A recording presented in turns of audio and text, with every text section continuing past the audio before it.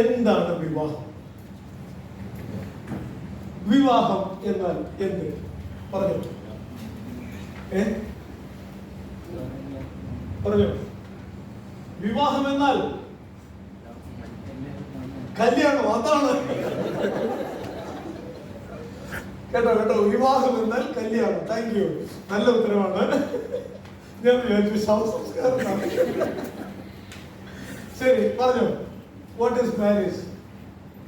നിങ്ങളുടെ ഒരു ഡെഫിനിഷൻ പറ. അല്ലെങ്കിൽ എഴുതണോ ഡെഫിനിഷൻ? ഓക്കെ, എഴുതിക്കോ. നല്ലൊരു ഡെഫിനിഷൻ വരുമെന്ന്. എന്താണ് marriage? What is marriage? Define marriage in your own words. നോക്കട്ടെ, നല്ല അടിപൊളി ഐഡിയാസ് വരുമെന്ന് അറിയാം. ഒരു മിനിറ്റ് കൊണ്ട് എന്താണ് വിവാഹം എന്ന് എഴുതുക. What is marriage according to your definition? Marriage is, ബാക്കി എഴുതുക.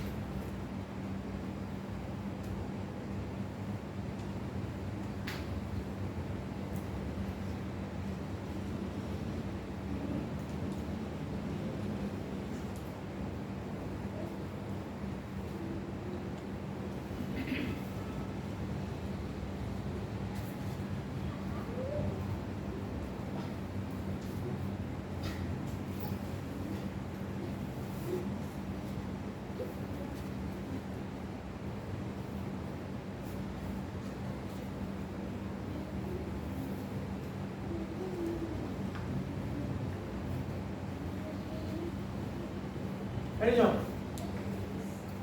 പറഞ്ഞോ. Marriage is, yes.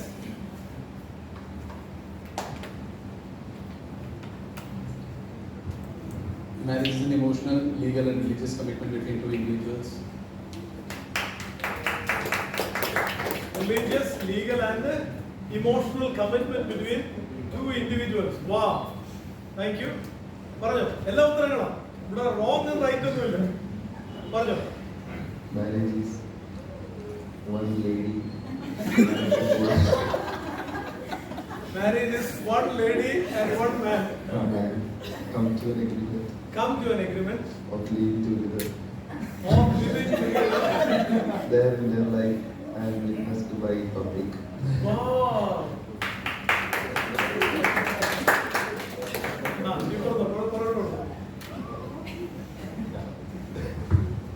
ഒരുമാതിരി പ്രവാചകൻ പ്രവാചകൻ മകനെ നിന്നെ കുറിച്ചെന്ന് പറഞ്ഞിങ്ങനെ ചൂണ്ടിയപ്പോഴേക്കും ഒരാളെ പിടിച്ചു കൊടുത്തു, അടുത്തയാളും പിടിച്ചു കൊടുത്തു. അവസാനം ദൂത് പോയിട്ട് അമ്മക്കാരായി വീഴുമെന്നാവില്ല. പറഞ്ഞു. മനുഷ്യന് മാനസികവും ശാരീരികവുമായ ഒരു തുണ നിയമപരമായിട്ടും പിന്നെ അതൊരു ദൈവികമായ ഒരു കൂട്ടിച്ചേർക്കലാണ്. Thank you, very good.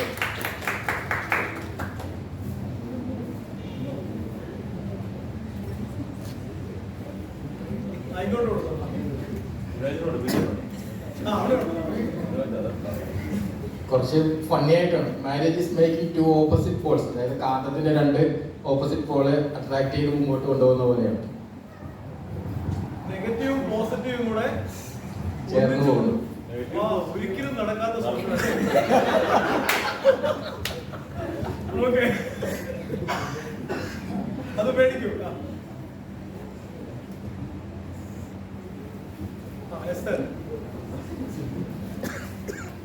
Marriage is unity of two souls. Unity of two souls. Wow. എല്ലാം ഉത്തരമാണ്, റൈറ്റ് റോങ് ഇല്ല. പറഞ്ഞോ. Communion of two different people coming from two different backgrounds, moving forward with common understanding. Wow, great, thank you. Perfect. Ideas, yes. Being companion to each other. Being a companion to teacher. Thank you. അതിന് അങ്ങോട്ട് ലെഫ്റ്റിലേക്ക് പോകട്ടെ. Care ചെയ്യാനും support ചെയ്യാനും എൻ്റെ ജീവിത പങ്കാളി ലഭിക്കുന്നത്. Wow, great.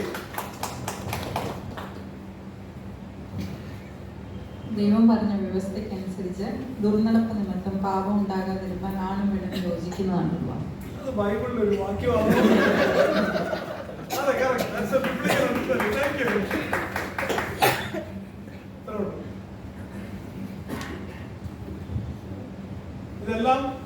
ഇതെല്ലാം കൃത്യമായ വിശദീകരണങ്ങൾ തന്നെയാണ്. ഇതെല്ലാം കൂടെ ചേർത്തൊരു ഡെഫിനിഷൻ ഉണ്ടാക്കണമെങ്കിൽ വലിയ പാടാണ്. എന്നാലും ഞാൻ കണ്ട ഒന്നിനും ഡെഫിനിഷൻ നിങ്ങളെ ഇൻട്രൊഡ്യൂസ് ചെയ്യും. അതിന് മുമ്പ് നോക്കി, ഈ ചിത്രത്തിൽ നിങ്ങൾ എന്ത് കണ്ടു? ഒരു നല്ലൊരു ഒബ്സർവേഷൻ ഉണ്ട് ഈ ചിത്രത്തിൽ മാരേജിന്റെ ഡെഫിനിഷനെ കുറിച്ച്. ആർക്ക് പറയും? നോക്കട്ടെ നിങ്ങളുടെ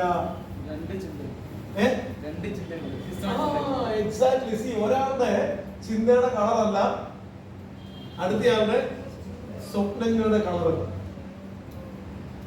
ഒരാളുടെ സ്വപ്നങ്ങളെല്ലാം നീല കളറാണ്, അടുത്തയാളെല്ലാം ചുവപ്പും മഞ്ഞയും കൂടിയ കളറ്. അങ്ങനെയാണ് അത് ദൈവത്തിന്റെ സൃഷ്ടിപ്പ് അനുസരിച്ച് രണ്ടും രണ്ട് ടൈപ്പാണ്. ഇപ്പൊ ഞാൻ നിങ്ങളോട് ഒരു ഇനിയിപ്പോ കുഴപ്പമില്ല, കറക്റ്റ് ചെയ്യാം, ഇത്രയൊക്കെ ആയ സ്ഥിതിക്ക് പറയാറില്ലല്ലോ. ഇപ്പൊ കല്യാണം, വിവാഹം, കുടുംബം, നിങ്ങൾക്കൊരു ഭാവിയിൽ ഒരു ജീവിത പങ്കാളി ലഭിക്കുമ്പോൾ ആ ജീവിത പങ്കാളിയിൽ നിന്ന് നിങ്ങൾ എക്സ്പെക്ട് ചെയ്യുന്ന ടോപ്പ് മോസ്റ്റ് വൺ ക്വാളിറ്റി എന്ന് പറയാം.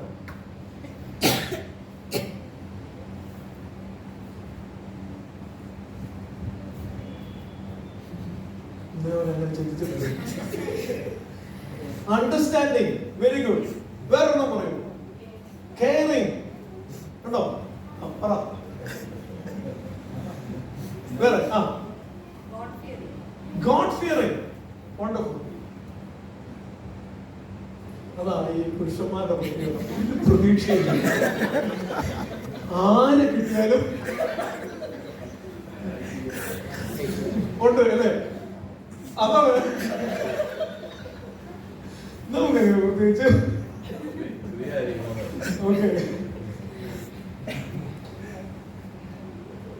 ഒരു ഡെഫിനിഷൻ നോക്കിയേ. The family is God's covenant arrangement where two people, male and female, are joined into one flesh. ഇച്ചിരി കൂടെ കൂടുതൽ ഒരു ഡിസ്ക്രിപ്ഷൻ ഉള്ള ഇതാണ്.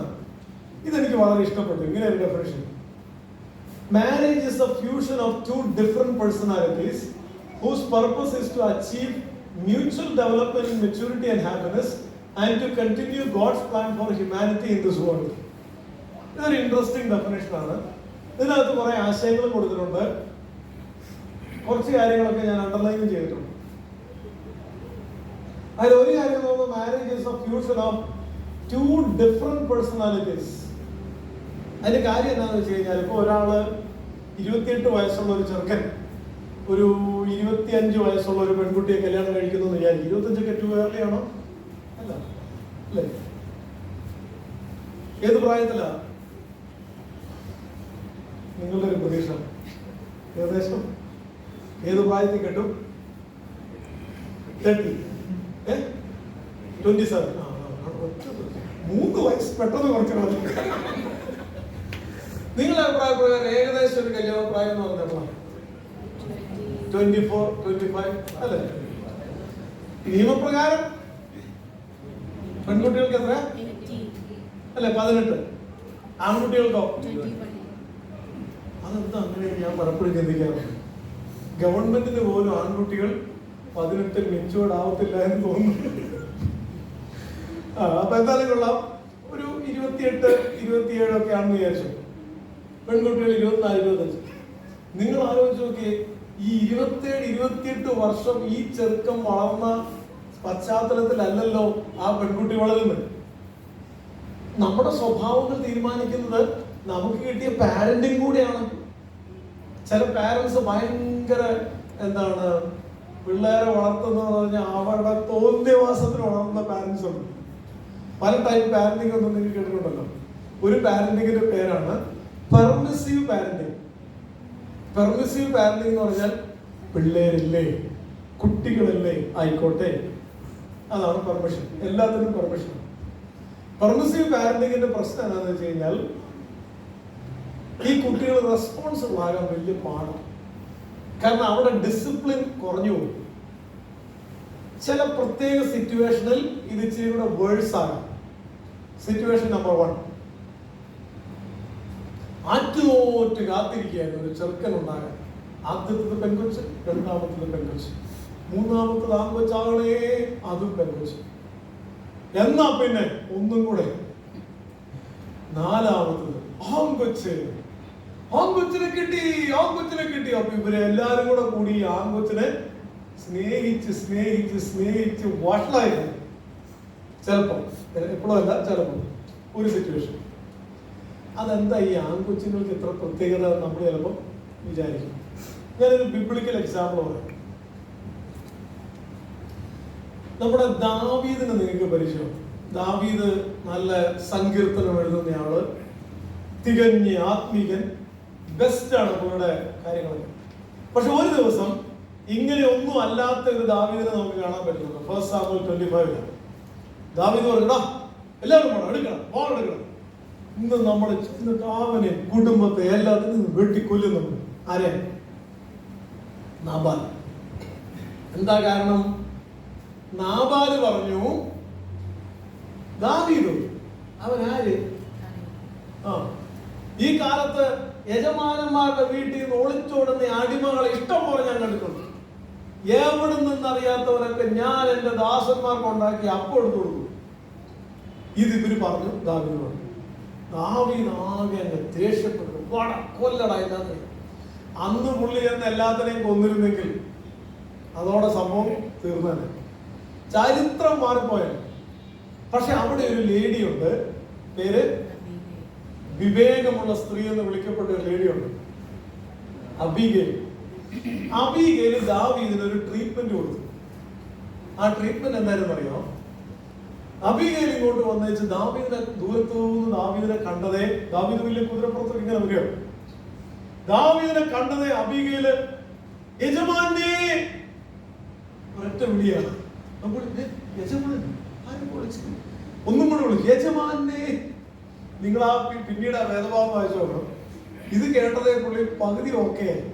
പുള്ളി നേരെ വാഹനങ്ങളിൽ നിന്നൊക്കെ താഴെ ഇറങ്ങി. അപ്പൊ ഇവിടെ വന്നുവെച്ച് അപ്പൊ സ്റ്റെപ്പ് നമ്പർ 1 ഈ പുള്ളിക്ക് കിട്ടേണ്ടിയത് അംഗീകാരമാണെന്ന് മനസ്സിലായി. അതങ്ങ് കൊടുത്തു. വലിയ ചെലവൊന്നുമില്ലല്ലോ. രണ്ടാമത് പുള്ളിക്കാരത്തി പറഞ്ഞു, യജമാനൻ യഹോവയുടെ യുദ്ധങ്ങൾ അറിയുന്നത്, യജമാനൻ നാളെ രാജാവാകും. അഷ്വറൻസ് അതും കൊടുത്തപ്പോൾ മനസ്സിൽ പുള്ളി ഇച്ചിരി കൂടെ കൂൾഡൗൺ.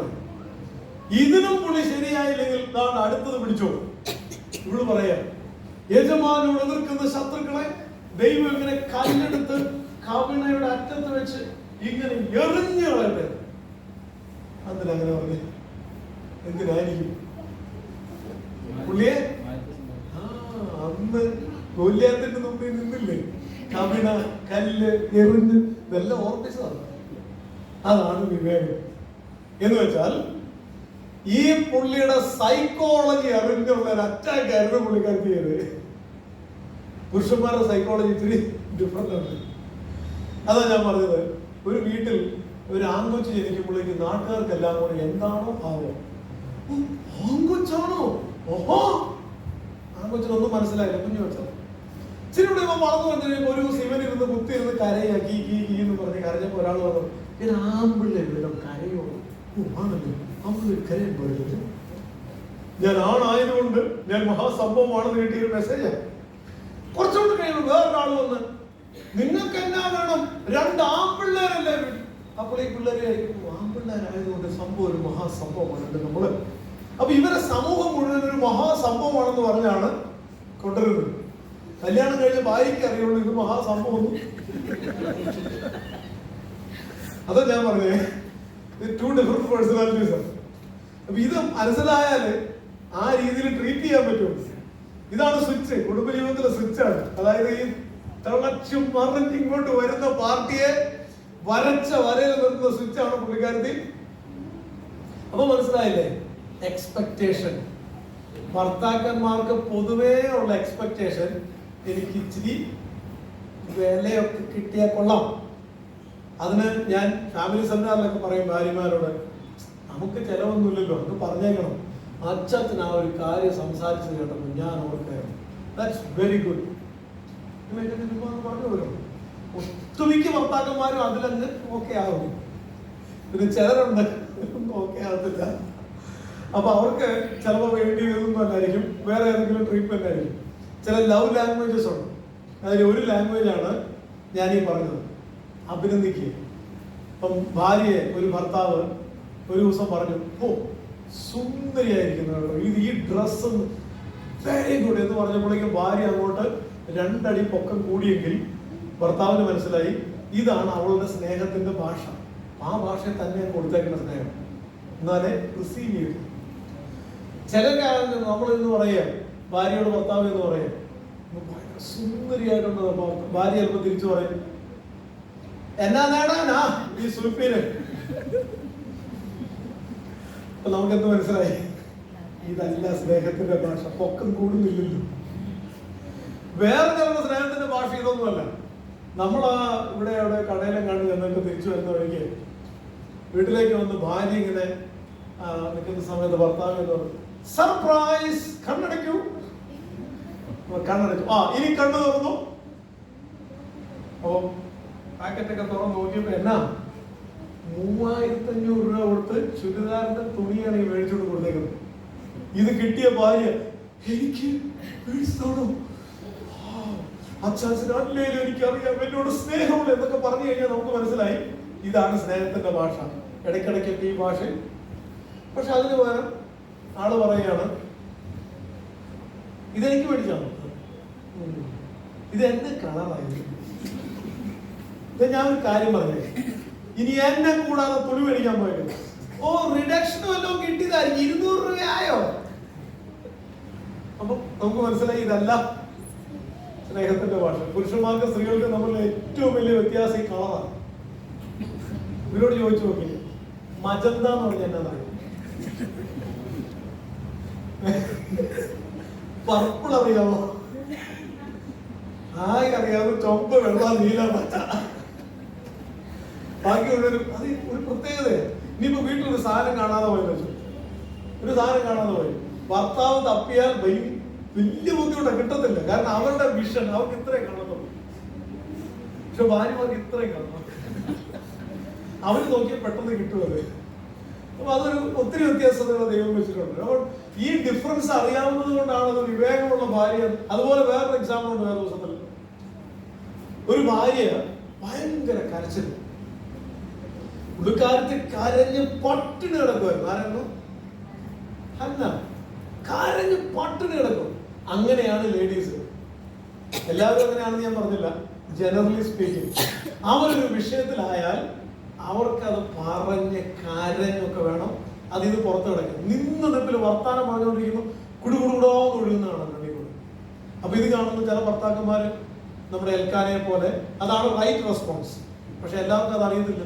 അവർ പറയും, തുടങ്ങി മുതലൊക്കെ ഇത് എവിടുന്നാ ഈ കണ്ണുനീര് വരുന്നത്, ഇങ്ങനെയുണ്ടോ, ഒന്നെടുത്ത് 2-ാം വാക്കിന് കരച്ചില്ല.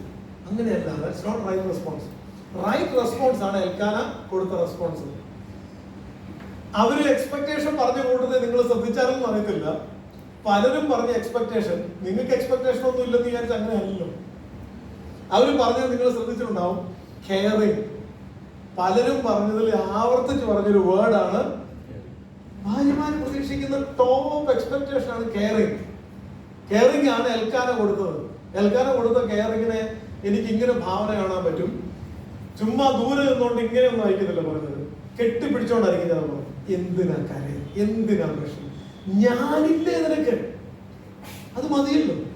അപ്പൊ അങ്ങനെ ഒരു വാക്ക് ഞാൻ ഓർക്കുന്നുണ്ട്. ഒരു ഭാര്യ ഭർത്താവും കൂടെ കൗൺസിലിങ്ങിന് വന്നിട്ട് ഈ ഭർത്താവ് പറയും, സാറേ എന്റെ കംപ്ലൈന്റ് അവള് പറയുന്നത് സാർ കേട്ടോ, പക്ഷെ ഞാൻ ആദ്യം പറയാം. ചുമ്മാ ചൊറിയാൻ നമുക്ക് എന്നെ പറയും, ഞാൻ മൈൻഡ് ചെയ്യത്തില്ല, എന്നാലും ചൊറിഞ്ഞോണ്ട് നടക്കും. പരമാവധി നമ്മൾ സഹിക്കും, ക്ഷമിക്കും. കുറെ കഴിയുമ്പോൾ എനിക്ക് 2 തിരിച്ച് ഞാൻ 2 അങ്ങ് പറയും. അപ്പൊ ഇരുന്ന് കരയുന്നതാണ്. പിന്നെ 2-3 ദിവസം കരഞ്ഞോണ്ട് തുടങ്ങി.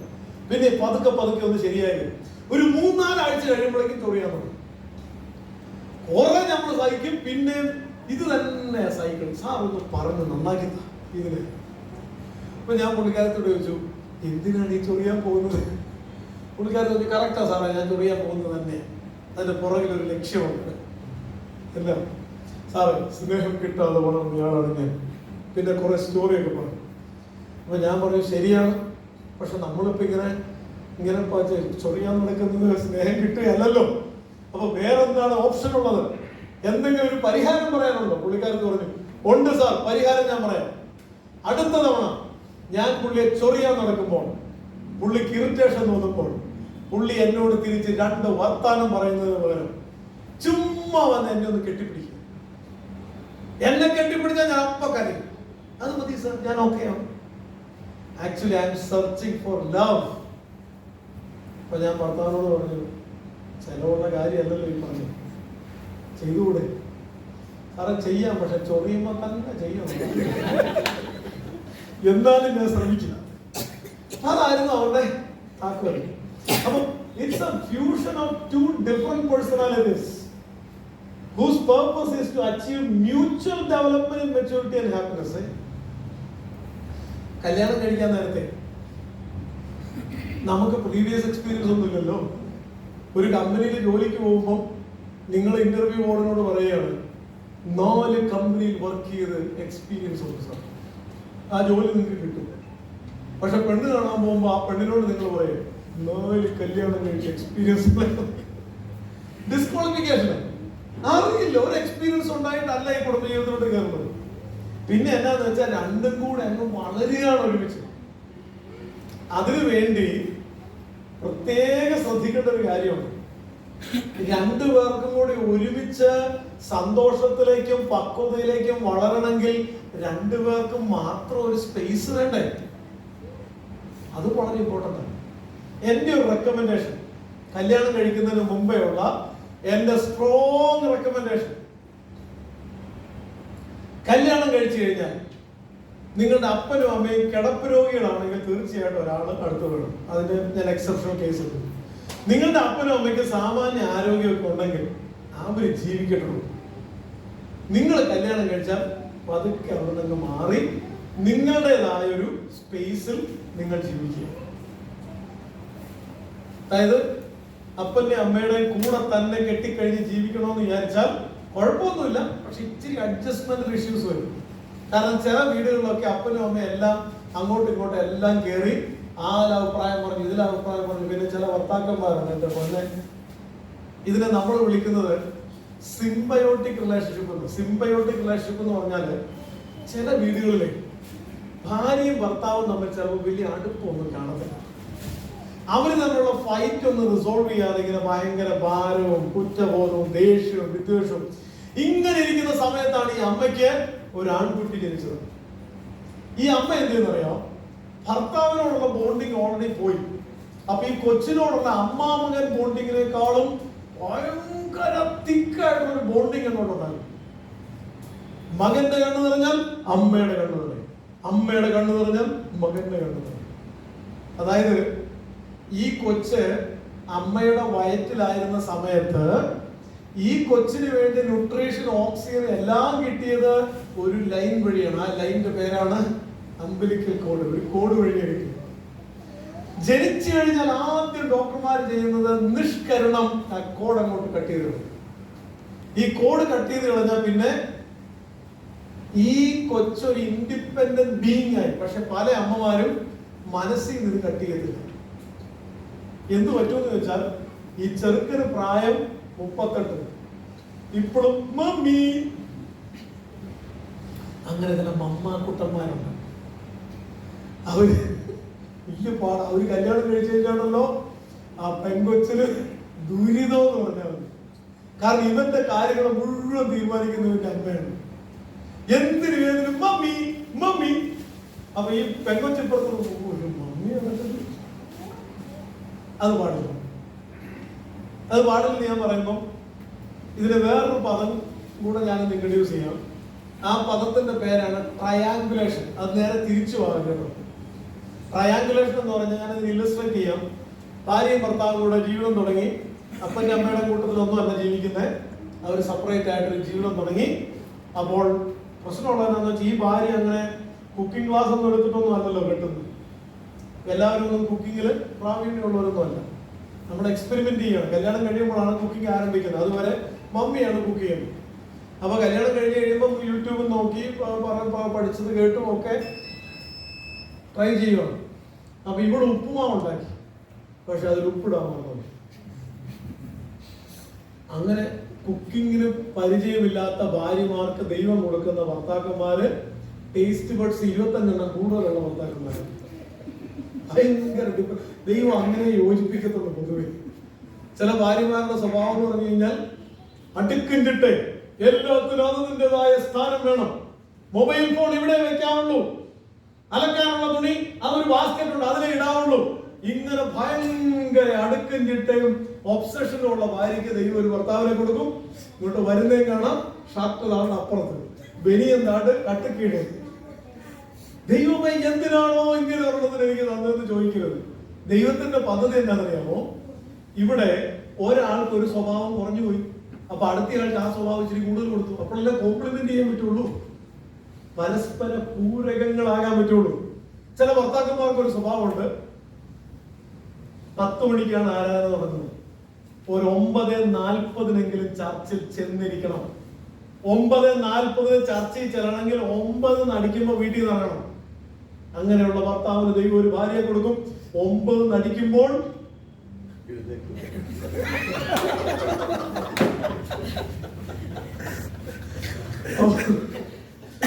അപ്പൊ 9 ആകാൻ 5 മിനിറ്റ് ഉള്ളപ്പം ഭർത്താവ് ഒരുക്കി കാറി കയറി. 9 അടിക്കുമ്പോൾ അവിടെ നിന്ന് ഒച്ചയേക്കാം, കീ കീ. അവിടെ ഒരുങ്ങാൻ തുടങ്ങിയിട്ടേ ഉള്ളൂ. 9:02 ആകുമ്പോ പിന്നെയും കേൾക്കാം കീ കീ കീ കീ. 9:05 ആകുമ്പോഴേക്കും കീ കീ കീ കീ കീ കീ. അപ്പൊ നാട്ടുകാർക്ക് എല്ലാം മനസ്സിലായി രണ്ടും കൂടെ എവിടെയോ പോകുവാൻ തോന്നുന്നു. അങ്ങനെയുള്ള ദൈവം യോജിപ്പിക്കുമ്പോൾ നേരെ ഓപ്പോസിറ്റ് സ്വഭാവമുള്ളവരെയാണ് യോജിപ്പിക്കുന്നത്. അപ്പൊ ഇവരിങ്ങനെ രാവിലെ പുള്ളിക്കാരത്തി കുക്ക് ചെയ്തു. ഇങ്ങനെ ഉപ്പുമാവ് പുള്ളി രുചിച്ച് നോക്കിയപ്പോൾ പുള്ളിക്ക് ഇഷ്ടപ്പെട്ടില്ല. എന്നാൽ എന്തോരം രീതിയിൽ പ്രതികരിക്കാം. അതെ, ഉപ്പിട്ടിട്ടില്ല, അടുത്ത പ്രാവശ്യം ഉപ്പിടാൻ ശ്രമിക്കണം കേട്ടോ എന്ന് പറഞ്ഞാൽ അവിടെ അയ്യോ ആണല്ലേ, സോറി, ഞാൻ ട്രൈ ചെയ്യാൻ കേട്ടോ. എന്നാൽ അടുത്ത പ്രാവശ്യം അച്ചാച്ചനൊന്നും ഉണ്ടാക്കി നോക്കെന്ന് പറയുന്നത് കുഴപ്പമൊന്നുമില്ല. കാരണം ഇപ്പോഴത്തെ കാലഘട്ടം അങ്ങനെയാണ്. കുക്ക് അറിയത്തില്ലേ? അറിയണം, പഠിക്കണം. കാരണം രണ്ടുപേരും ജോലി ചെയ്യുന്ന നാളുകളാണ് ഇനിയുള്ള നാളുകൾ. അവിടെ ഒരാൾ കുക്ക് ചെയ്താൽ പോരാ, രണ്ടുപേരും കുക്ക് ചെയ്യണം. അപ്പൊ ഒരാളോട് കഴിഞ്ഞ ദിവസം പറഞ്ഞു എനിക്ക് കുക്ക് ചെയ്യാൻ ഒരു രക്ഷയില്ല. അവസാനം എന്റെ ഭാര്യയെ സംബന്ധിച്ചു, സാർ ഞാൻ കുക്ക് ചെയ്താൽ ആശുപത്രിയിൽ അഡ്മിറ്റ് ആണല്ലോ, അതുകൊണ്ട് പുള്ളിക്കാരത്തി പറഞ്ഞു കുക്ക് ചെയ്യണ്ട. പക്ഷെ പുള്ളിക്കാരത്തി പറയുക ഞാൻ പാത്രം കഴുകി കൊടുക്കണം. അപ്പൊ ഞങ്ങൾ സംസാരിച്ച് പുള്ളി എൻകറേജ് ചെയ്ത് മോട്ടിവേറ്റ് ചെയ്ത് അടുത്ത സെഷനിൽ ചോദിച്ചു എങ്ങനെ ഉണ്ടായിരുന്ന എക്സ്പീരിയൻസ്. പുള്ളി പറയാ ആ അഴുക്ക് നിറഞ്ഞ പാത്രത്തിലേക്ക് പിടിച്ചപ്പോൾ എന്റെ കണ്ണ് നിറഞ്ഞു സാറ്. പക്ഷെ പുള്ളി അത് ശീലിച്ചു. അപ്പൊ എന്ന് പറഞ്ഞ പോലെ ഷെയർ ചെയ്യേണ്ട ഒരു കാര്യം. പക്ഷെ അതിന് പകരം ഇവിടെ ഉപ്പുമാവ് രുചിച്ച് നോക്കിയപ്പോൾ ഉപ്പില്ലെന്ന് കണ്ടത് പുള്ളി ചെയ്ത ഒരൊറ്റ തട്ട് വെച്ചു കൊടുത്തു പാത്രം. വന്നിരിക്കുന്ന ഒരു ഉപ്പുമാവ് പോലും ഉണ്ടാക്കാൻ അറിയത്തില്ല. നിന്നെയൊക്കെ പറഞ്ഞിട്ട് കാര്യം, നിന്നെ വളർത്തിയ തള്ളെ പറഞ്ഞാൽ മതിയല്ലോ. തൊട്ടും ഉപയോഗിച്ചില്ല. അതുപോലെ ഷോക്കായി പോയി. ഇത് പറഞ്ഞ പുള്ളി ഇറങ്ങി അങ്ങ് പോയി. കുറച്ചു നേരം പുള്ളിക്കാരത്തി ഇരുന്ന് കരഞ്ഞു. ഇതെല്ലാം കഴിഞ്ഞ് നേരെ ഫോൺ എടുത്തു, ഡയൽ ചെയ്തു.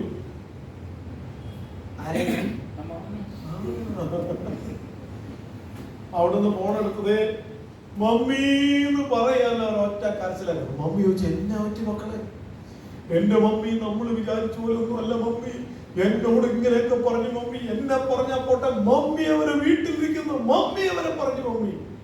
അപ്പൊ ചില മമ്മിമാര് തിരിച്ചു പറയും മക്കളെ നീ ഒരു കാര്യം ചെയ്യും, അവൻ വരുമ്പോ നിങ്ങൾ തമ്മിൽ അതിന് പറഞ്ഞെന്നെ സെറ്റിൽ ചെയ്യും, ഞാൻ ഇവിടെ നിന്ന് പ്രാർത്ഥിച്ചോളാം. ഇതൊക്കെ കുടുംബ ജീവിതത്തിന്റെ ആരംഭത്തിൽ ഇതൊക്കെ ഉണ്ടാകുമെന്ന്, അതൊക്കെ നമുക്ക് അതിജീവിച്ച് പോവാൻ പറ്റും, സാരമില്ല കേട്ടോ എന്നൊക്കെ പറഞ്ഞ് മോട്ടിവേറ്റ് ചെയ്യും. എല്ലാ മമ്മിമാരും അങ്ങനെയല്ല. ചില മമ്മിമാര് തിരിച്ചു പറയും ആണോ അവർ അങ്ങനെ പറഞ്ഞോ, എന്നിട്ട് നീ എന്തോ പറഞ്ഞു? ഞാനൊന്നും പറഞ്ഞല്ലോ. അങ്ങനെ വിടാൻ പറ്റുമോ? അവന്റെ അമ്മ ഏത് തരക്കാരിയാണെന്ന് എനിക്കറിയാമെന്ന് പറഞ്ഞോണ്ട് സ്ക്രൂ അങ്ങ് ടൈറ്റ് ചെയ്ത് കൊടുക്കും. അപ്പൊ പുള്ളിക്കാരത്തിങ്ങനെ ഭർത്താവ് വരാൻ കാത്തിരിക്കുക, ടൈറ്റ് ചെയ്യപ്പെട്ട സ്ക്രൂവുമായിട്ട്. അപ്പൊ ഇതാണ് ട്രയാങ്കുലേഷൻ. ഭാര്യ ഭർത്താവ്, രണ്ട് എൻഡാണ്. അപ്പൊ ഇവിടെ അവർ തമ്മിൽ സംസാരിച്ചതെല്ലാം തീരണം. തമ്മിൽ സംസാരിച്ച് തീരുന്നില്ലെങ്കിൽ പിന്നെ സംസാരിക്കണം, എന്നിട്ട് തീരുന്നില്ലെങ്കിൽ പിന്നെ സംസാരിക്കണം. ഒരു രക്ഷയില്ലെന്ന് തോന്നിയാൽ രണ്ടുപേരും കൂടെ തീരുമാനിക്കണം. നമുക്ക് മൂന്നാമതൊരാളോട് കൂടെ ഷെയർ ചെയ്ത് നമുക്കൊരു ഹെൽപ്പ് സീക്ക് ചെയ്യണം. രണ്ടുപേർക്കും എഗ്രി ചെയ്യാൻ പറ്റുന്ന മൂന്നാമതൊരാളോട് പറയണം. അല്ലാതെ ചാടിക്കയറി സകലവും പപ്പയെ വിളിച്ചു പറഞ്ഞു, മമ്മിയെ വിളിച്ചു പറഞ്ഞു, ഇനി അവരുടെ ഒപ്പീനിയൻ ഇങ്ങോട്ട്, ഇവരുടെ ഒപ്പീനിയൻ അങ്ങോട്ട്, എല്ലാം കൂടെ കയറി കോളമാക്കി ആകെ പ്രശ്നമാകുന്ന ട്രയാങ്കുലേഷൻ തെറ്റാണ്. കാരണം developing into maturity and happiness, എന്നിട്ട് and to continue God's plan for humanity in this world, അതും കൂടെ ചേരുമ്പോഴേ ഡെഫിനിഷൻ ആകത്തുള്ളൂ. ദൈവത്തിന്റെ പ്ലാനാണ്. നിങ്ങളുടെ ഡെഫിനിഷനിൽ അത് വന്നായിരുന്നു അല്ലേ? പലരുടെയും ഡെഫിനിഷനിൽ അത് വന്നാലും ദൈവത്തിന്റെ പ്ലാനാണ്. അപ്പൊ ഒരു ചോദ്യം, ഞാൻ കെട്ടുന്നയാള് ശരിക്കും ഞങ്ങളുടെ ഇടയ്ക്കുള്ള കല്യാണം ദൈവികമാണെന്ന് എങ്ങനെ അറിയാൻ പറ്റും? നിങ്ങൾ എന്ത് ചിന്തിക്കുന്നു? How do you know? അപ്പൊ നിങ്ങൾ ഭാവി കല്യാണം കഴിക്കുമല്ലോ, അപ്പൊ നിങ്ങൾക്ക് കിട്ടാൻ പോകുന്ന ആള് ദൈവഹിത പ്രകാരമുള്ള ആളാണെന്ന് നിങ്ങൾക്ക് എങ്ങനെ അറിയാൻ പറ്റും? വല്ലാത്ത ചോദ്യം ചിന്തിച്ചിട്ടുണ്ട് അല്ലേ? എന്റെ അടുത്ത് ഒന്ന് പറഞ്ഞതാ മതി. ഒരു ഭർത്താവും ഭാര്യയും കൂടെ, അവരുടെ മൂത്ത മോൻ BSc നഴ്സിംഗിന് പഠിക്കുക, അത്രയും പ്രായമാണ് ഇവർക്കുള്ളത്. ഈ ഭർത്താവ് എന്റെ മുമ്പിൽ നിന്ന് ഭാര്യ ഇപ്പുറത്തിരിക്കുന്നു, സാർ ഞങ്ങളുടെ കല്യാണം ദൈവികതമല്ലായിരുന്നു, അതിന്റെ പ്രശ്നമാണ് കല്യാണം. ഞാൻ അങ്ങനെ പറഞ്ഞു. അതെന്നാന്ന് വെച്ചാൽ അന്ന് കല്യാണത്തിന്റെ സമയത്ത് ഞാൻ ഒരാളോട് പ്രാർത്ഥിച്ച് നോക്കാൻ പറഞ്ഞാൽ ആള് പ്രാർത്ഥിച്ചേച്ച് പറഞ്ഞു, ഞാൻ കണ്ണടച്ചപ്പോ ഇരുട്ട് കാണുന്നു. എനിക്ക് ചോദിക്കണമെന്നുണ്ടായിരുന്നു, കണ്ണട ചാപ്പിന് ഇരുട്ടല്ല, അതിനെ വിളിച്ചേക്കണം,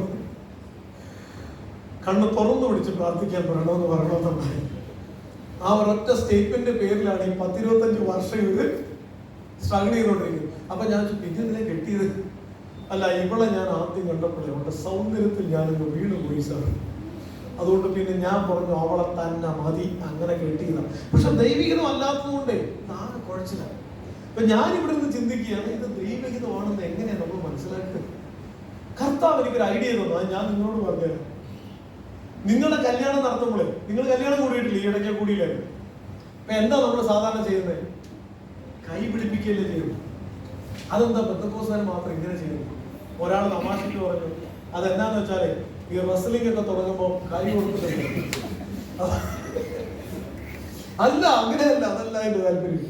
ഇതൊരു കവനന്റ് ആണെന്നുള്ള ഒരു സിമ്പിളാണ് ഈ സംഭവം. അപ്പൊ ഈ കൈ പിടിപ്പിച്ചേച്ച് നടത്തുന്ന പാസ്റ്റർ പറയത്തില്ലേ, ഏതൻ പൂങ്കാവനത്തിൽ ഇറങ്ങി വന്ന് ആദ്യ മാതാപിതാക്കളായ ആദമിനെയും ഹവ്വയെയും യോജിപ്പിച്ചവനായ സർവശക്തനായ ദൈവം തന്നെ നിങ്ങളെ യോജിപ്പിക്കുമാറാകട്ടെ, അങ്ങനെ പറഞ്ഞില്ലേ? അപ്പൊ എന്താ നമ്മൾ ഉദ്ദേശിച്ചത്?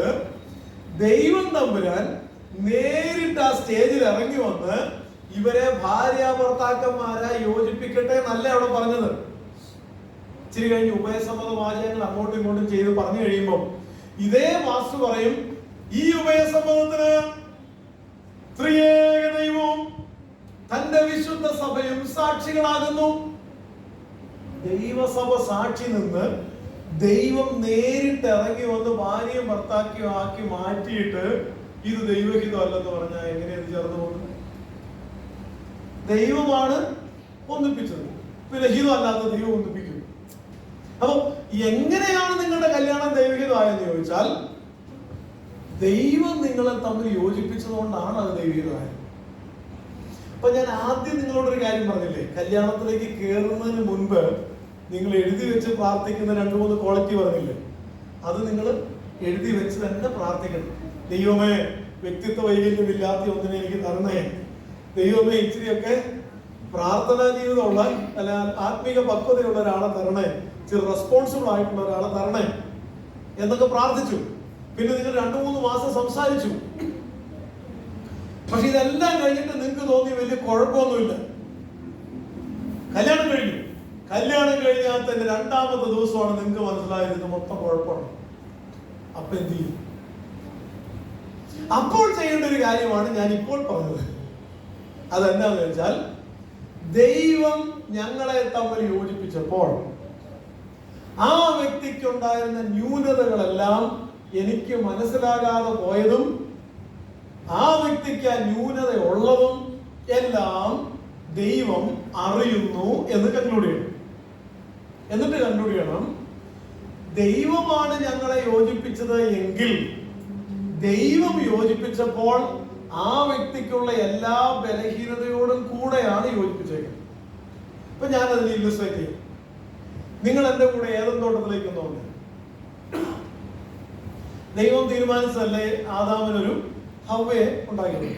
അപ്പൊ ചോദ്യം, ദൈവം ഹവ്വയെ ഉണ്ടാക്കിക്കൊണ്ടിരിക്കുമ്പോൾ ആദാം എന്തു ചെയ്യുകയായിരുന്നു? ഒരു ഉറക്കമാണോ? അനസ്തേഷ്യ കൊടുത്ത് മയക്കിയിട്ടിരിക്കുന്ന പോലത്തെ മയക്കം. സൃഷ്ടിപ്പ് തീരുന്നത് വരെ ആ പുള്ളി ചത്ത പോലെ ഉറങ്ങുമായിരുന്നു. അതെന്തിനാ ദൈവം അങ്ങനെ ചെയ്തു? വല്ല ആവശ്യമുണ്ടോ? ശരിക്കും ചെയ്യേണ്ടത് എന്താ? അവനൊരു പാറപ്പുറത്തേക്ക് കയറ്റി ഇരുത്തിച്ച് ചോദിക്കണം, മോനെ അപ്പൊ ഞാൻ നിനക്ക് വേണ്ടി ഒരു പങ്കാളി ഉണ്ടാക്കാൻ തീരുമാനിച്ചു, പറ പൊക്കം എത്ര വേണം? വണ്ണം മീഡിയം വേണോ അതോ വണ്ണം കൂടുതൽ വേണോ കുറവ് വേണോ? മുടി ചുരുണ്ടത് വേണോ നീണ്ടത് വേണോ? ചോദിക്കണ്ടായിരുന്നു. കാരണം പുള്ളിയല്ലേ കൂടെ കൊണ്ട് നടക്കുന്നത്. ദൈവം ചോദിച്ചോ? അപ്പൊ ദൈവത്തിന്റെ ആറ്റിറ്റ്യൂഡ് എന്താ? ദൈവത്തിന്റെ ആറ്റിറ്റ്യൂഡ് ഇത്രയേ ഉള്ളൂ, ഞാൻ എന്റെ ഇഷ്ടത്തിന് ഒരാളെ അങ്ങോട്ട് തരും, നീ സ്വീകരിച്ചോ. അപ്പൊ ഈ ഹവ്വയ്ക്ക് എന്തെങ്കിലും പോരായിക ഉണ്ടായിരുന്നെങ്കിൽ ആ പോരായിക സൃഷ്ടിപ്പിന്റെ ഭാഗമാണ്. അപ്പൊ ആദാം എന്ത് ചെയ്യണമെന്ന് വെച്ച് കഴിഞ്ഞാൽ അതിനെ ഉൾപ്പെടെയാണ് സ്വീകരിക്കുന്നത്. അപ്പൊ ഞാൻ അതിന്റെ ആ ഒരു രണ്ടാമത്തെ ആ ഒരു ആശയത്തെ ഒരു ഇച്ചിരി കൂടെ ഒന്ന് വിശദീകരിച്ചിട്ട് മുന്നോട്ട് പോകും. നമ്മുടെ ഷാരൂൻ എഴുതിയൊരു പാട്ടില്ലേ, സ്വർഗീയ ശില്പിയെ നേരിൽ കാണും അല്ലലില്ല നാട്ടിൽ ഞാൻ എത്തിടുമ്പോൾ വിന്മയമാം ശരീരം ആവിൻ രൂപി നൽകുമ്പോൾ എന്നല്ലെല്ലാം മാറിയിടുമേ. അതായത് അദ്ദേഹത്തിന്റെ ബ്രദറിനോ സിസ്റ്ററിനോ ആർക്കായിരുന്നു? Brother autism. അപ്പൊ ഇതെന്താ ഇങ്ങനെ? ഇതും ദൈവം സൃഷ്ടിച്ചതല്ലേ. അപ്പൊ അദ്ദേഹത്തിന് ആ കിട്ടിയൊരു എന്തിനാണെന്നുള്ളതിന്റെ ഉത്തരം അവിടെ ചെല്ലുമ്പോൾ കിട്ടിയാൽ മതി. ആ ഷെയർ നാട്ടിൽ ചെല്ലുമ്പോൾ എനിക്ക് കേട്ടാ മതി. ഒരു ദിവസം എന്നെ ഒരു വീട്ടിലൊന്ന് സംസാരിക്കാൻ പോകാൻ വേണ്ടി വിളിച്ചു. കാര്യം ഇതാണ്, ആ ഭാര്യയ്ക്ക് മാനസിക പ്രശ്നമാണ്. അവർക്ക് 3 മക്കളുണ്ട്. മോക്ക് കുഴപ്പമൊന്നുമില്ല, 2 ആൺകുട്ടികൾക്ക് ഓട്ടിസം. ഈ കൊച്ചിനെ കെട്ടിച്ചു വിട്ട വീട്ടിൽ മൊത്തം പ്രശ്നമായിട്ട് ആ കൊച്ചു തിരിച്ച് വീട്ടിൽ വന്ന് നിൽക്കും.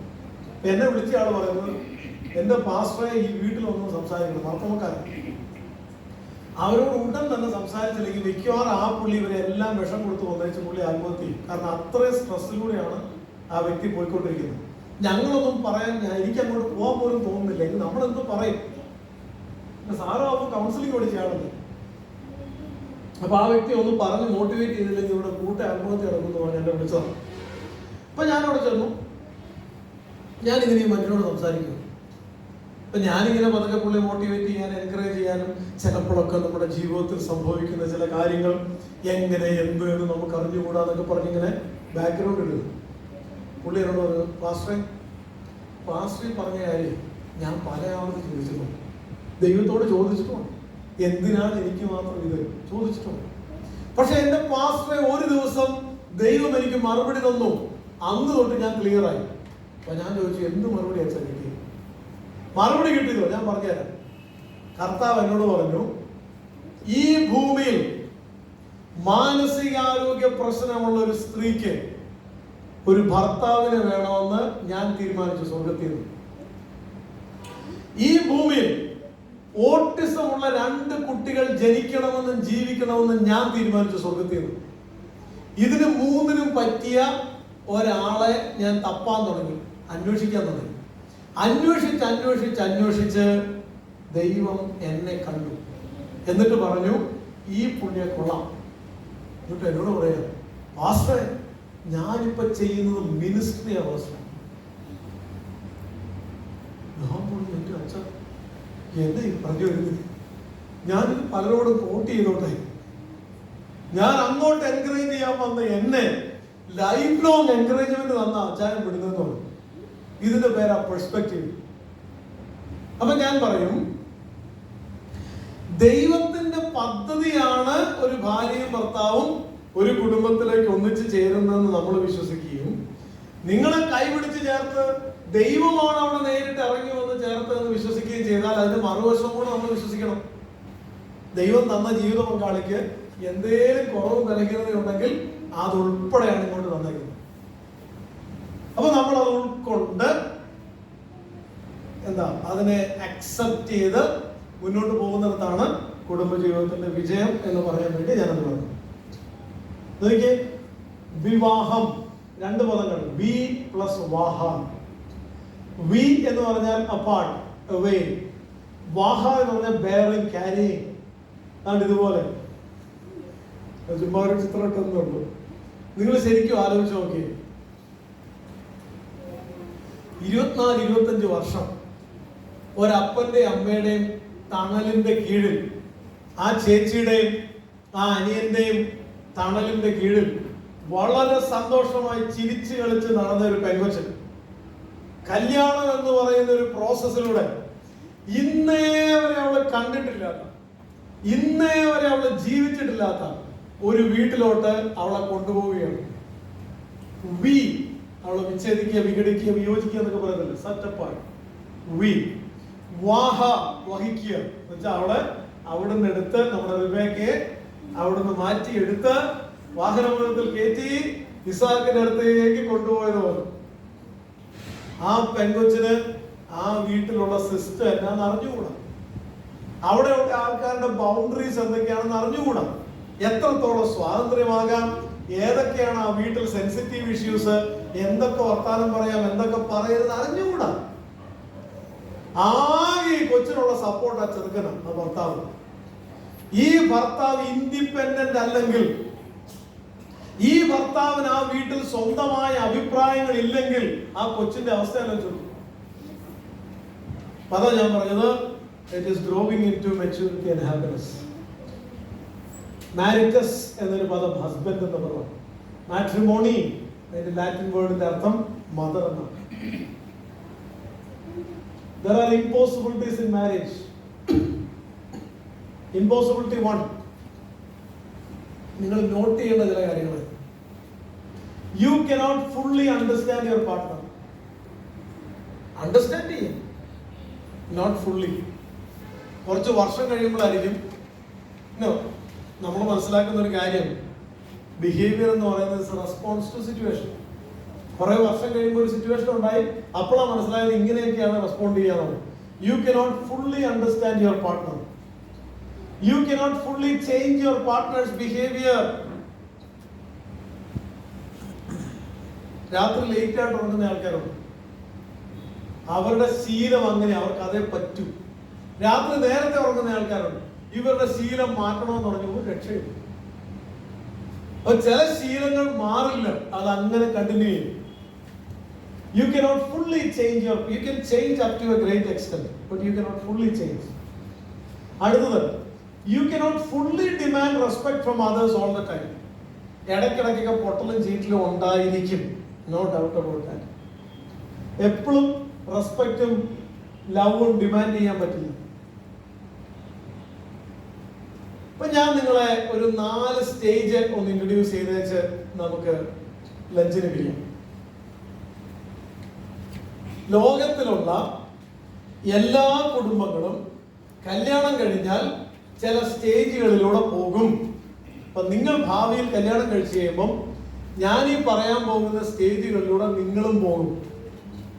അത് നേരത്തെ അറിഞ്ഞിരുന്നാൽ ആ സ്റ്റേജുകളിലൂടെ പോകുമ്പം നിങ്ങൾക്ക് ഇത് ഈ സ്റ്റേജ് ആണ്, ഇത് കഴിഞ്ഞ് ഇന്ന സ്റ്റേജ് വരും എന്നൊക്കെ ഒരു തിരിച്ചറിവുണ്ടാകാൻ ഹെൽപ്പ് ചെയ്യുന്നത്. ഒന്നാമത്തെ സ്റ്റേജാണ് റൊമാൻറ്റിക് സ്റ്റേജ്. അതിപ്പോൾ പറയേണ്ട ആവശ്യമില്ല. കല്യാണം എന്ന് പറയുമ്പോൾ മനസ്സിലേക്ക് വരുന്നത് ഇതൊക്കെ ആയിരിക്കും. ഇത് റൊമാൻറ്റിക് സ്റ്റേജാണ്. Very good. ഇത് വിവാഹത്തിന്റെ ഭാഗമാണ്, എല്ലാ ഫാമിലിയുടെയും ഭാഗമാണ്. Well and good. അത് ഡ്രീംസ് ആണ്. അപ്പൊ ഈ സ്റ്റേജിന്റെ പ്രത്യേകത ഭയങ്കര സ്നേഹമാണ്, ഭയങ്കര സന്തോഷമാണ്, ചിരിച്ചേ വർത്താനം പറയൂ. പിന്നെ കല്യാണത്തിന്റെ ആരംഭ സമയത്തൊക്കെ നിങ്ങൾ തന്നെ നോക്കി അറിയാം, ഈ ഭർത്താവും ഭാര്യയും കൂടെ നടക്കുന്ന കണ്ടു കഴിഞ്ഞാൽ സയാമീസ് ഇരട്ടകളാണെന്ന് തോന്നുന്നു. കൈയോട് കൈ കോർത്ത് പിടിച്ചിങ്ങനെയാണ്.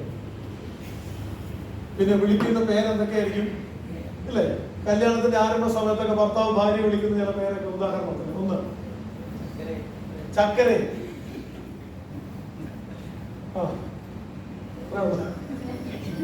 മോളൂസ്, മോളു, മോളെ, കൊച്ചെ,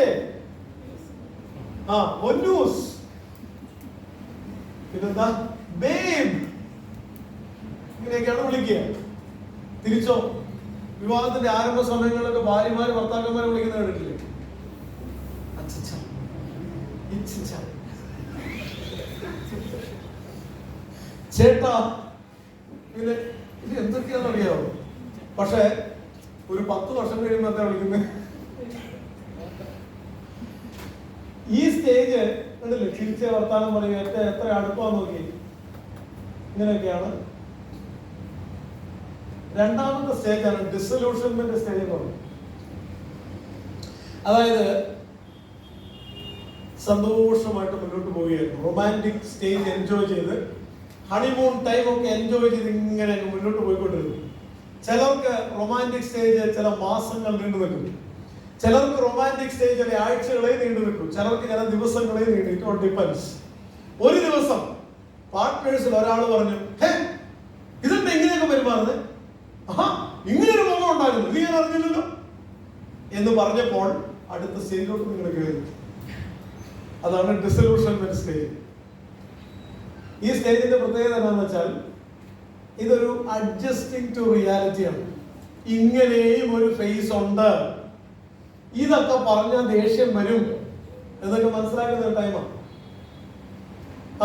ഇവിടെയാണ് നമ്മുടെ പാർട്ട്ണർ ഒരു റിയൽ പേഴ്സൺ ആണ്, ഒരു റിയൽ ഹ്യൂമൻ ബീയിങ് ആണ് എന്ന് തോന്നുന്നത്. കാരണം ഇതുവരെ ചിരിക്കാതെ വർത്താനം പറഞ്ഞിട്ടില്ല, പക്ഷെ ഇപ്പൊ ഇടയ്ക്കിടയ്ക്ക് ദേഷ്യം വരുന്നു.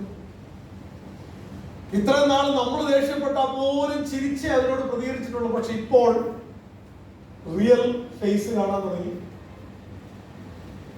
Flows and issues from the partner identify ചെയ്യാൻ തുടങ്ങി. നമ്മുടെ എൻഡോർഫിൻസ്, ഡോപ്പമൈൻ ഒക്കെ കുറഞ്ഞു. ഇത് നമ്മൾ വിചാരിച്ചത്ര സുഖമുള്ള ഏർപ്പാടല്ലല്ലോ ഈ കുടുംബജീവിതം എന്ന് തോന്നി തുടങ്ങി.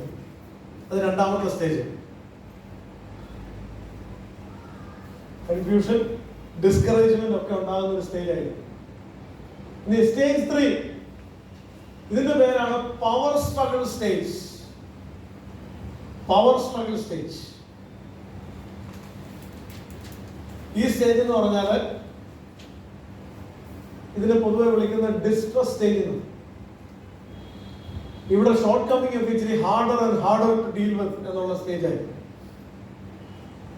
ഇവിടെ രണ്ടുപേരും അങ്ങോട്ടും ഇങ്ങോട്ടും ബൗണ്ടറിക്ക് വേണ്ടി ഉള്ള പിടിവലിയാണ്. ലൈക്ക് ഫോർ എക്സാമ്പിൾ, ഭർത്താവ് പറഞ്ഞു എന്ന് വിചാരിക്കും, അതെ ശമ്പളം അക്കൗണ്ട് നമ്പർ ചേഞ്ച് ചെയ്തിട്ട് എന്റെ അക്കൗണ്ട് നമ്പർ കൊടുത്തേക്കണം കേട്ടോ. അപ്പൊ ഭാര്യ എന്തോ, ഞാനെന്ത് ജോലി ചെയ്യുന്നു, അത് ശമ്പളം വാങ്ങിക്കാൻ എന്റെ അക്കൗണ്ട് നമ്പർ മതി. അല്ല, ഞാൻ മിസ്റ്റർ ഭർത്താവ്, മിസ്റ്റർ ഭർത്താവോട് ഇരുന്നാ മതി, ജോലി ചെയ്യുന്നവര് ശമ്പളം വാങ്ങിക്കും. അപ്പൊ ഭർത്താവ് എന്ന് പറയും, ഇവിടെ നടക്കൂല. അതൊരു പവർ സ്ട്രഗിൾ ആണ്. ഇല്ലെങ്കിൽ നേരെ അടുത്തൊരു എക്സാമ്പിൾ, ഭാര്യയ്ക്ക് ജോലി ചെയ്യുന്നതിൽ നിന്ന് കിട്ടുന്ന ഒരു വിഹിതം അപ്പനും അമ്മയ്ക്കും അയച്ചു കൊടുക്കണമെന്ന് ആഗ്രഹമാണ്. അപ്പൊ 1ാമത്തെ മാസം തന്നെ ഭാര്യ അത് അയച്ചു കൊടുത്തു. ഇതറിഞ്ഞ ഭർത്താവ് പറയും, അതെ അങ്ങനെയൊന്നും അയച്ചു കൊടുക്കാൻ പറ്റുന്നില്ല. അപ്പൊ ഭാര്യ പറയും, ഞാൻ അധ്വാനിക്കുന്നു, ഞാൻ കാശുണ്ടാക്കുന്നു, അതെന്ത് ചെയ്യണമെന്ന് ഞാൻ തീരുമാനിക്കുന്നു. നിങ്ങൾ കണ്ടിട്ടില്ലേ, ചില കുടുംബങ്ങളിൽ ഒരു അണ്ടർസ്റ്റാൻഡിങ്ങേ ഉള്ളൂ. ആരോ ഒരാൾ ഡെഫിനേഷൻ പറഞ്ഞ പോലെ ഇതൊരു എഗ്രിമെന്റ് ആണ്, ഒരു എഗ്രിമെന്റ് ഉള്ളൂ. അപ്പൊ അവിടെ എന്താണ് എഗ്രിമെന്റ് എന്ന് ചോദിച്ചു കഴിഞ്ഞാൽ, വാടക ഈ ആൾ കൊടുക്കും, വീട്ടു ചെലവ് ഈ ആൾ കൊടുക്കും. ഇതാണ് എഗ്രിമെന്റ്. ബാക്കിയോ പങ്കാളിക്ക് എത്ര ശമ്പളം ഉണ്ട് ആർക്കറിയും. പരസ്പരം എത്ര ശമ്പളം ഉണ്ടെന്ന് പോലും അറിയാത്ത ദമ്പതികളുണ്ട്. അവരുടെ പവർ സ്ട്രഗിൾ സ്റ്റേജ് ഇതുവരെ അവർ റിസോൾവ് ചെയ്തിട്ടില്ല. ഹൈഡ് ചെയ്യണം, സീക്രട്ടീവ്നെസ് ആണ്. നെവർ, പാടില്ല. ഈ സ്റ്റേജാണ് ഇച്ചിരി കുഴച്ചിലുള്ള സ്റ്റേജ്. ഈ സ്റ്റേജിലൂടെ പോകുമ്പോൾ നമുക്ക് ചില സ്ട്രാറ്റജി വേണം. ഇതിന്റെ അപ്പുറത്തുള്ള സ്റ്റേജുകളോട് കയറിയാൽ നമ്മൾ രക്ഷപ്പെട്ടു. ഈ സ്റ്റേജ് ഒന്ന് കവർ ചെയ്ത് അടുത്ത സ്റ്റേജിലേക്ക് കയറിയാൽ നിങ്ങളുടെ ഫാമിലി ലൈഫ് സക്സസ്ഫുൾ ആണെന്ന് പറയും. ചിലരുടെ പ്രശ്നം ഈ സ്റ്റേജിൽ നിന്ന് മുന്നോട്ട് പോകാൻ പറ്റുന്നില്ല. ഈ സ്റ്റേജിൽ കിടന്ന് കറങ്ങും. ഇപ്പൊ ഞാൻ വേറെ എക്സാമ്പിൾ പറയും. ചില ആൾക്കാർക്ക് ഇപ്പൊ നമ്മൾ ഈ ഉൽപ്പത്തി പുസ്തകത്തിലെ ആദമിന്റെയും ഹവ്വയുടെയും കാര്യം നമ്മൾ പറഞ്ഞു. അതില് ഒരു മനുഷ്യനുണ്ട്, ജോൺ മിൽട്ടൺ എന്ന് പറയുന്ന ഒരാളാണ്. അദ്ദേഹം എഴുതിയ ഒരു ലോക പ്രശസ്ത ക്ലാസിക് ഉണ്ട്. ആർക്കെങ്കിലും അതിന്റെ പേര് പറയാമോ? Paradise lost. പുള്ളി ഏത് തോട്ടത്തിൽ സംഭവിച്ച കാര്യത്തെ ഇച്ചിരി കൂടെ ഡ്രാമാറ്റിക് ആയിട്ട് വിശദീകരിക്കുന്നുണ്ട്. ബൈബിളിൽ ഇല്ലാത്തതാ, എന്നാലും പുള്ളിയുടെ ഒരു എക്സ്പ്ലനേഷൻ, നല്ലൊരു ഒരു ഒരു പ്രിൻസിപ്പിളും അതിനകത്ത് നിന്ന് എടുക്കാനുണ്ട്. പുള്ളി പറയുന്നത് ഇവർ രണ്ടുപേരും കൂടെ ഏതും തോട്ടത്തിൽ കൂടെ കൈയോട് കൈ കോർത്ത് പിടിച്ച് എന്നും നടന്നു പോകുന്നു. അങ്ങനെ ഇരിക്കെ ഒരു ദിവസം ഹവ്വ വന്ന് ആദത്തോട് പറഞ്ഞു, അതെ എന്നും നമ്മളിങ്ങനെ കൈയൊക്കെ പിടിച്ചോണ്ടല്ലേ പോകുന്നത്, ഇന്ന് ഞാൻ ഒറ്റയ്ക്കാ പോകുന്നത് കേട്ടോ. ആദാം പറഞ്ഞു, യോ അങ്ങനെ പറയരുത്, നമ്മൾ രണ്ടുപേരും കൈ കോർത്ത് പിടിച്ച് എങ്ങനെയൊക്കെ വേണം. ഇതാ നിങ്ങളുടെ പ്രശ്നം. നിങ്ങൾ എന്നാ വിചാരിച്ചേ എനിക്ക് വലിയൊരു വ്യക്തിത്വം, ഞാൻ എന്നെ ഒറ്റയ്ക്ക് പോയാൽ എന്നെ വല്ല സിംഹവും പിടിച്ച് വിഴുങ്ങും. ഇങ്ങനെ മനുഷ്യൻ സ്വാർത്ഥനാകരുത്. നിങ്ങളുടെ കൈയെ തൂങ്ങി നടക്കാൻ ഞാൻ എന്നാ കുഞ്ഞുമാ വേണം. അവസാനം ആദാം പറഞ്ഞു, എന്നാ പിന്നെ പൊക്കോ. ഇവര് തമ്മിൽ ഇങ്ങനെ കൈ ഇങ്ങനെ വേർപിടിക്കുന്ന നിമിഷം ക്യാമറ നേരെ തോട്ടത്തിന്റെ മറുഭാഗത്തേക്ക്. Scene number 2. പിശാച് പാമ്പിന്റെ രൂപത്തിൽ ഒരൊറ്റ ചാട്ടമാണ് ആകാശത്തിൽ. എന്നിട്ട് പൊടിയൊക്കെ തട്ടി എഴുന്നേറ്റ് വളരെ സ്പീഡിൽ അങ്ങോട്ട് പോകുന്ന കണ്ടപ്പോൾ ജോൺ മിൽട്ടൺ ചോദിക്കുന്നു, ഹലോ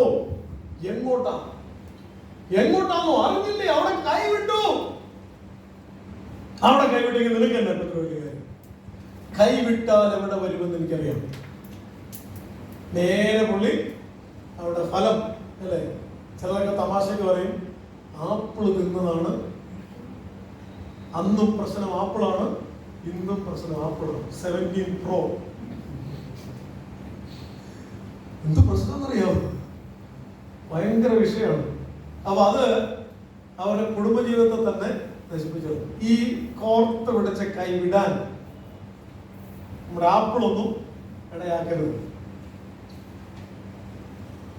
ആപ്പിളൊന്നും ഇടയാക്കരുത് എന്ന് പറഞ്ഞാൽ ചില ബാഗേജസ് ഒക്കെ കുടുംബജീവിതത്തിലോട്ട് കയറി വരാൻ ഇടയാകാത്തതുപോലെ ആ ബാഗേജസ് കട്ട് ഓഫ് ചെയ്തില്ലെങ്കിൽ പവർ സ്ട്രഗിൾ സ്റ്റേജിൽ മിക്കവാറും പ്രശ്നമാണ്. ചിലപ്പോൾ ഈ പവർ സ്ട്രഗിൾ സ്റ്റേജിലായിരിക്കും നമുക്ക് ഈ പറയുന്ന എൻഡോർഫിൻ ലെവലൊക്കെ കുറഞ്ഞിരിക്കുന്ന സമയത്തായിരിക്കും നമ്മുടെ പഴയ ഫ്രണ്ടുമായിട്ടുള്ളൊരു യാദൃച്ഛിക സമ്മേളനം നടക്കുന്നത്. എന്നോട് ഒരു ഭാര്യ ഭർത്താവ് കൂടെ വന്ന പോലെ ഈ ഭാര്യ ഭർത്താവിനെ കൊണ്ട് വന്നിട്ട് പറയുക, സാറേ പഴയ 10ാം ക്ലാസ്സുകാരെല്ലാവരും കൂടെ ഒരു ഗ്രൂപ്പ് ഉണ്ടാക്കി. അപ്പോൾ ഞാൻ ഓർത്തു അതിനിപ്പോ എന്താ ഗ്രൂപ്പ് ഉണ്ടാക്കി അവർ എൻജോയ് ചെയ്യട്ടെ. പക്ഷെ ഇത് ഞാൻ ആ ഗ്രൂപ്പിൽ കയറിയപ്പോൾ ആദ്യം നോക്കിയത് ലെവൽ അതിലുണ്ടോ. പണ്ട് പുള്ളിക്ക് 10ാം ക്ലാസ്സിൽ വെച്ചൊരു താല്പര്യം ഉണ്ടായിരുന്നു. അന്ന് അവളോട് പറയാൻ പുള്ളിക്ക് ധൈര്യമില്ലായിരുന്നു. ഇപ്പൊ നേരെ രണ്ടും കൂടെ ചാറ്റിങ് തുടങ്ങി. അപ്പോഴും ഞാൻ ഓർത്തു 10ാം ക്ലാസ്സിൽ ഓർമ്മകൾ പറയല്ലേ ഒരു ചാറ്റിങ് തുടങ്ങി. ചാറ്റി എന്റെ സാറ് രാത്രി 11:30, 12:30, 1 മണി വാൽക്കള്ളിരുന്ന് ഇതാ പണി രണ്ടും കൂടെ. ഒരു ദിവസം 1 മണി സമയമായപ്പോ ഞാൻ ഓർത്തു ഇതെന്നെ ഈ ചാറ്റിങ് അറിയണമല്ലോ. ശബ്ദമുണ്ടാക്കാതെ പതുങ്ങി ആ ബാൽക്കണിയുടെ ഡോർ തുറന്ന് പതുക്കെ ഞാൻ പുള്ളിയുടെ പുറകിൽ പോയി നിന്നു. ആശാന്റെ പണി എന്നാണെന്നറിയാവോ? രാത്രി 1 മണിക്ക് പാട്ട് പാടുക പുള്ളി ഫോണിൽ കൂടെ. അവളെ പാട്ട് പാടി ഉറക്കുക. കോളർന്ന് പിടിച്ചു. ഞാൻ 15 വർഷമായി ഞാൻ കൂടിയിട്ട് ഇന്നേ വരെ എന്നെ പാട്ട് പാടി ഉറക്കിയിട്ടില്ല. നിങ്ങൾക്ക് പാടാൻ അറിയുമെന്ന് ഞാനും നോക്കട്ടെ. അങ്ങനെ കൊണ്ടുവന്നാണ്. പ്രശ്നം എന്താണ്? ആപ്പിള് കടിച്ചതിന്റെ ബാക്കി ഫോണിന്റെ പുറകിൽ ഇരിപ്പുണ്ട്. അപ്പൊ ഇങ്ങനെയുള്ള സീക്രട്ടീവ്നെസ് ഒക്കെ വരുന്ന ഒരു ടൈമാണ്. ഈ ടൈമാണ് നമ്മൾ ഇത് അതിജീവിക്കാനുള്ള ചില പോംവഴികളുണ്ട്. ഏറ്റവും പ്രധാനപ്പെട്ട ഒരു പോംവഴിയുടെ പേരാണ് റൈറ്റ് കമ്മ്യൂണിക്കേഷൻ. നമ്മൾ സാധാരണ പറയാറുള്ള ഒരു കാര്യം, റൈറ്റ് കമ്മ്യൂണിക്കേഷൻ. റൈറ്റ് കമ്മ്യൂണിക്കേഷൻ എങ്ങനെ നടക്കുന്നത് വെച്ചാൽ കല്യാണം കഴിയുന്നതിന് മുൻപേ നമ്മുടെ അണ്ടർസ്റ്റാൻഡിങ്ങിൽ വരേണ്ട ഒരു കാര്യം, കല്യാണം കഴിഞ്ഞാൽ ആദ്യം സംഭവിക്കേണ്ടത്, ഇല്ലെങ്കിൽ ആദ്യമായിട്ട് എടുക്കുന്ന തീരുമാനങ്ങളിൽപ്പെട്ട ഒരു തീരുമാനം കമ്മ്യൂണിക്കേഷനെ സംബന്ധിച്ചുള്ളതാണ്. അതായത് തമ്മിലെടുക്കുന്ന തീരുമാനം എങ്ങനെയാണ്, at the end of the day എന്തോ വിഷമം ഉണ്ടായാലും ദേഷ്യം ഉണ്ടായാലും അത് ഓപ്പൺ ആയിട്ട് പറയാൻ നമുക്ക് രണ്ടുപേർക്കും സ്വാതന്ത്ര്യം ഉണ്ടാകും. ഈ തീരുമാനം എടുക്കുന്നത്. അപ്പൊ ഭാര്യ ഒന്ന് പറയണം, അതെ ഇന്ന് തന്നെ ആ കൂട്ടുകാരുടെ മുമ്പിൽ വെച്ച് ഇന്ന കാര്യം പറഞ്ഞ് കളിയാക്കിയത് അതെനിക്ക് ഫീൽ ചെയ്ത് കേട്ടോ. ഇത് കേൾക്കുന്ന ഭർത്താവ് എന്ത് ചെയ്യണം? ആണോ, ഐ എം സോറി. അതിന് പറയും ഭർത്താവ് പറയാം, ആണോ ഫീൽ ചെയ്തു, വെരി ഗുഡ്, നീ ഫീൽ ചെയ്യാൻ തന്നെ ഞാൻ പറഞ്ഞു എന്ന് പറഞ്ഞാൽ അവിടെ കമ്മ്യൂണിക്കേഷൻ റൈറ്റ് ആയില്ല. അങ്ങനെയൊന്നും ഫീൽ ചെയ്യാൻ പാടില്ല, ഇങ്ങനെയൊക്കെ ഫീൽ ചെയ്താൽ നേരം കിട്ടുള്ളൂ, അവിടെ കമ്മ്യൂണിക്കേഷൻ റൈറ്റ് ആയില്ല. I am sorry, I will take care of that next time. അതാണ് വേണ്ടിയത്. ഒരിക്കലും ട്രയാങ്കുലേഷൻ സംഭവിക്കരുത്. ഇതൊക്കെ ഉണ്ടായി കഴിഞ്ഞാലാണ് ഈ സ്റ്റേജിൽ നിന്ന് മുന്നോട്ട് കയറും. Feeling that partner is self centred, ചില ആൾക്കാർ സ്റ്റക്ക് ആവും. പക്ഷെ അവിടുന്ന് മുന്നോട്ട് പോയാൽ മൂന്നാമത്തെ സ്റ്റേജിലോട്ട് വരും. അതിന്റെ പേരാണ് സ്റ്റെബിലിറ്റി സ്റ്റേജ്. ഇവിടെ നമ്മൾ ഇച്ചിരി കൂടെ സ്റ്റേബിൾ ആയി, ഇല്ലെങ്കിൽ ഇതിനെ വിളിക്കുന്നത് റിക്കൺസൈലിംഗ് സ്റ്റേജ് എന്ന്. അതായത് ഇപ്പം ഷോർട്ട് കമ്മിങ്സ് ഒന്നും വലിയ ത്രെറ്റനിങ് അല്ല, പ്രഡിക്റ്റബിലിറ്റി ഉണ്ട്. അപ്പൊ നമ്മൾ ചില കാര്യങ്ങളൊക്കെ ഒബ്സർവ് ചെയ്യും, എന്താണ് ആ കുടുംബമൊക്കെ എത്ര നന്നായിട്ടാണ് പോകുന്നത്. അപ്പൊ ചില റിലേറ്റീവ്സിനെ കണ്ട്, ചില ഫ്രണ്ട്സിനെ കണ്ട് എനിക്കും പറ്റുമെന്ന് നമ്മളതൊക്കെ വിട്ടുകളെ. അതായത് ഞാനൊരു ഇക്വേഷൻ പറയാം. ലോകത്തിൽ ഏതെങ്കിലും ഒരു കുടുംബം 100% ഹാപ്പിയാണ് നിങ്ങൾ കാണുന്നുണ്ടെങ്കിൽ ആ 100% ഹാപ്പിനെസ്സിൽ 20% ഹാപ്പിനെസ് അവരുടെ എക്സ്പെക്ടേഷൻ കുടുംബജീവിതത്തിൽ ഫുൾഫിൽ ചെയ്ത് കിട്ടിയതാണ്. ബാക്കി 80%ഉം അവർ അക്സെപ്റ്റ് ചെയ്ത് പോകും, അവർ വിട്ടുവീഴ്ച ചെയ്ത് മുന്നോട്ട് പോകും. സോ ഈ സ്റ്റേജ് എത്തുമ്പോഴേക്കും ഒരു സ്റ്റെബിലിറ്റി ഒക്കെ കാണും. അത് കഴിഞ്ഞാൽ ഒരു ഫൈനൽ സ്റ്റേജിലോട്ട് കയറും. അതിന്റെ പേരാണ് കമ്മിറ്റ്മെന്റ് സ്റ്റേജ്. കമ്മിറ്റ്മെന്റ് സ്റ്റേജിലോട്ട് കയറി കഴിഞ്ഞാൽ അവിടെ റിയൽ ലവ് ഫേസ് ആണ്. വീക്ക്നെസ് ഒക്കെ അക്സെപ്റ്റ് ചെയ്യും. ഇപ്പൊ റിസന്റ്മെന്റ്സും പ്രശ്നങ്ങളൊക്കെ ഡിസപ്പിയർ ആവും. ഇവർ അഡൾട്ട് റിസോഴ്സസ് യൂസ് ചെയ്തുകൊണ്ട് സ്വയം നിയന്ത്രിക്കാനും കോൺഫ്ലിക്റ്റുകളെ ഓവർകം ചെയ്യാനും പഠിക്കും. അതാണ് ഇവിടുത്തെ ഒരു ഗുണം. അപ്പൊ ഇത്രയും സ്റ്റേജുകളിലൂടെയാണ് എല്ലാ കുടുംബങ്ങളും കടന്നു പോകുക. ലോകത്തിലെ എല്ലാ കുടുംബങ്ങളും അതിലൂടെ പോകും. അത്രയും സ്റ്റേജിലൂടെ കവർ ചെയ്ത് കഴിഞ്ഞാൽ പിന്നെ ആന പിടിച്ചാലും പിരിയാത്ത അത്ര ഗ്ലൂ ആയിരിക്കും ഇവർ നമ്മുടെ റിലേഷൻഷിപ്പ്. അപ്പോൾ പവർ സ്ട്രഗിൾ സ്റ്റേജും ഡിസൊല്യൂഷൻമെന്റ് സ്റ്റേജും ഒക്കെ വരുമ്പോൾ നമ്മൾ നമ്മളോട് തന്നെ പറയണം, ഇറ്റ്സ് ഓക്കെ, ഇതും കുടുംബജീവിതത്തിന്റെ ഭാഗമാണ്. ഇനി ഒരു സ്റ്റെബിലിറ്റി സ്റ്റേജ് വരുന്നുണ്ട്, പിന്നെ ഒരു കമ്മിറ്റ്മെന്റ് സ്റ്റേജിലോട്ട് കയറുമെന്ന് നമുക്ക് സ്വയം മനസ്സിലാക്കാൻ പറ്റും. അപ്പൊ നമുക്ക് നമ്മുടെ ചോദ്യങ്ങളും ഡിസ്കഷൻസും ഒക്കെ ഉച്ച കഴിഞ്ഞ സെഷനിലോട്ട് വയ്ക്കാം. അപ്പൊ നമ്മുടെ ഈ സെഷൻ നമുക്ക് ലഞ്ച് ബ്രേക്കിന് വേണ്ടി